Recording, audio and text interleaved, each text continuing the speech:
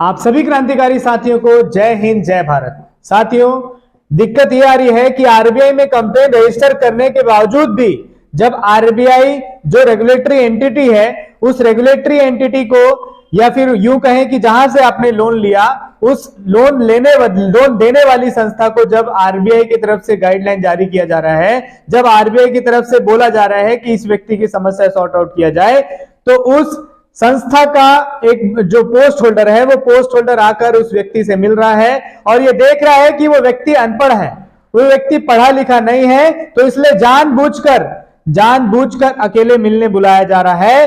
एक बात को समझ लीजिए कि आप यदि कोई भी ट्रांजैक्शन कर रहे हैं, किसी से भी आप बात कर रहे हैं, यदि आपको किसी बारे में जानकारी नहीं है तो किसी जानकार को अपने साथ रखिए।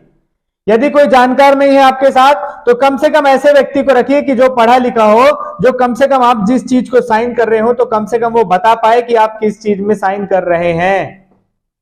साथियों, दिक्कत यह आई है कि जिस व्यक्ति ने आरबीआई को कंप्लेंट रजिस्टर किया, आरबीआई ने जिस संस्था को बोला कि इस व्यक्ति की प्रॉब्लम को सॉर्ट आउट किया जाए, उस संस्था के द्वारा एक बंदे को भेजा गया, एक पोस्ट होल्डर व्यक्ति को भेजा गया और उस व्यक्ति ने क्या किया, उस व्यक्ति ने कस्टमर को बुलाया, मिलने के लिए बुलाया और अकेले बुलाया कि अकेले आइए, किसी के साथ मत आइए, ऐसे ही पर्सनल बात करेंगे आपके लोन के मैटर को लेके। और बात करने के बहाने बुला करके उस व्यक्ति से डॉक्यूमेंट पर साइन ले लिया गया, उस व्यक्ति का आधार कार्ड ले लिया गया, उस व्यक्ति का पैन कार्ड ले लिया गया और उसके बाद खुद से लिखित में लिख करके, और चूंकि वो व्यक्ति दबाव में था, वो व्यक्ति ने साइन कर दिया। उस व्यक्ति को यह भी नहीं पता कि वो किस पेपर में साइन कर रहा है, और साइन करने के बाद उसको पता चला कि जो आरबीआई में जो उसने कंप्लेंट डाला था वो आरबीआई ने कंप्लेंट को क्लोज करने का डॉक्यूमेंट पर साइन करा लिया। साथियों, यदि आपके साथ इस तरीके से अत्याचार किया जा रहा है, यदि कोई भी फाइनेंशियल इंस्टीट्यूशन वाले आपको यदि बुलाएं, अपने दफ्तर ही क्यों ना बुलाएं, अकेले मत जाइए, किसी भी व्यक्ति को लेकर जाइए जो जानकार हो, जो पढ़ा लिखा हो, जो आपका साथ दे सके, आपकी समस्या को समझ सके और उस कंपनी के बारे में भी, जो उस कंपनी की जो चालाकियां हैं उस चालाकी को भी समझ सके। क्योंकि दोबारा जब आप कंप्लेंट रजिस्टर करने जाएंगे तो दोबारा उस व्यक्ति को क्या बोला गया जानते हैं? दोबारा उस व्यक्ति को यह बोल दिया गया आरबीआई की तरफ से कि आपने ही कंप्लेन को क्लोज कर दिया है। अब बताइए, जिस व्यक्ति ने कंप्लेन किया वो व्यक्ति को ये मालूम भी नहीं कि उसके पास वो किस डॉक्यूमेंट पर साइन कर रहा है, और वो ऐसे डॉक्यूमेंट पर साइन कर दिया जिससे कि उसका जो कंप्लेन है वो कंप्लेन खारिज कर दिया गया। और कंपनी के द्वारा आरबीआई को यह बोल दिया गया कि वो व्यक्ति सेटलमेंट करने के लिए तैयार है, उसका 1.5 लाख रुपए का बकाया राशि है, वो 1,40,000 में सेटलमेंट करने के लिए तैयार है। अब उस व्यक्ति के पास 1 लाख रुपए भी नहीं है और वो सेटलमेंट करने के लिए तैयार भी नहीं था, उसकी गाड़ी अलग से यार्ड में खड़ी है और वो कमाई भी नहीं कर पा रहा है और वो सेटलमेंट करने के लिए तैयार था कम पैसों में। लेकिन चूंकि उस व्यक्ति ने साइन कर दिया, चूंकि उस व्यक्ति ने ऐसे डॉक्यूमेंट पर भी साइन कर दिया जिससे कि यह साबित हो कि कंपनी की तरफ से उसको बताया गया और कंपनी को उस व्यक्ति ने साइन करके खुद से ही यह बोला है कि हाँ मैं 1.5 लाख रुपए पटाने के लिए तैयार हूं। ऐसे डॉक्यूमेंट पर यदि साइन कर लिया जा रहा है तो सबसे पहले आपको सतर्क होने की जरूरत है। आप अपने अधिकारों की रक्षा जब तक आप खुद से नहीं करेंगे, कोई दूसरा आकर आपके अधिकारों की रक्षा नहीं कर सकता।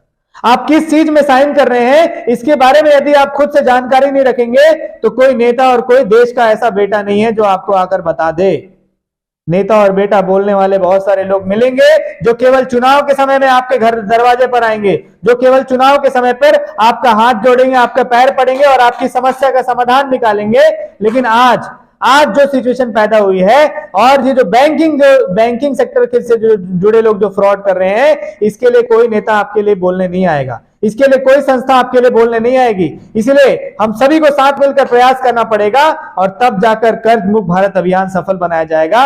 यकीन मानिए, एक एक नागरिक के साथ हो रहे अन्याय को भी लिखा जाएगा। एक एक नागरिक के साथ जो भी अन्याय हो रहा है लिख करके रखिए। जब भी आरबीआई बुलाए या जब भी फाइनेंशियल इंस्टीट्यूशन की तरफ से जो भी वित्त मंत्रालय बुलाया जाएगा तो वैसे लोग का भी बुलाया जाएगा जिन लोग के पास समस्या आ रही है, जिन लोग के पास ऐसी समस्या है, जो लोग समस्या का समाधान करने निकले थे लेकिन समस्या फिर खड़ी हो गई क्योंकि जानकारी का अभाव था, क्योंकि वो लोग पढ़े लिखे नहीं थे। और यकीन मानिए भारत देश की आधी से ज्यादा आबादी अनपढ़ है आज की डेट में। लोगों को ये डॉक्यूमेंट भी साइन करा लिया जा रहा है और वो डॉक्यूमेंट इंग्लिश में रह रहा है। जब व्यक्ति को इंग्लिश के बारे में जानकारी नहीं है, उस व्यक्ति को ने हिंदी मीडियम में पढ़ाई लिखाई किया, उस व्यक्ति को हिंदी लैंग्वेज के बारे में जानकारी है, फिर भी जानबूझकर कंपनियों के द्वारा अंग्रेजी में डॉक्यूमेंट साइन करा लिया जा रहा है।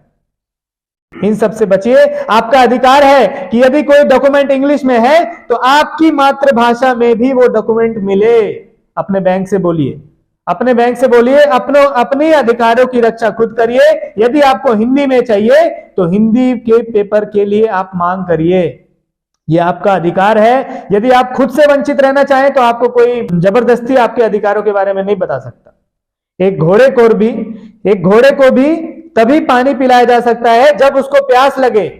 घोड़े को तालाब तक का रास्ता दिखाया जा सकता है, लेकिन जब तक घोड़े को खुद से प्यास नहीं लगे तब तक आप यदि तालाब के पास भी लाकर दे देंगे घोड़े को तो भी वो पानी नहीं पिएगा। तो ये जो प्यास है, ये प्यास आप सबकी प्यास होनी चाहिए, ये प्यास आपकी खुद की प्यास होनी चाहिए, और तब जाकर ये प्यास बुझाई जा सकती है। हमारे पास रास्ता है, हमारे पास सॉल्यूशन है, हम गाइड कर सकते हैं, हम लोगों को बता सकते हैं कि इस रास्ते पर चलो, लेकिन चलना आपको खुद पड़ेगा। अपने अधिकारों की रक्षा आपको खुद करना पड़ेगा, अपने लिए सतर्क आपको खुद रहना पड़ेगा। साथ मिलकर प्रयास करिए, कर्ज मुक्त भारत अभियान को सफल बनाएंगे और भारत देश के एक एक नागरिक का एक एक रुपए का कर्जा माफ कराएंगे। आज के लिए इतना ही। जय हिंद, जय भारत।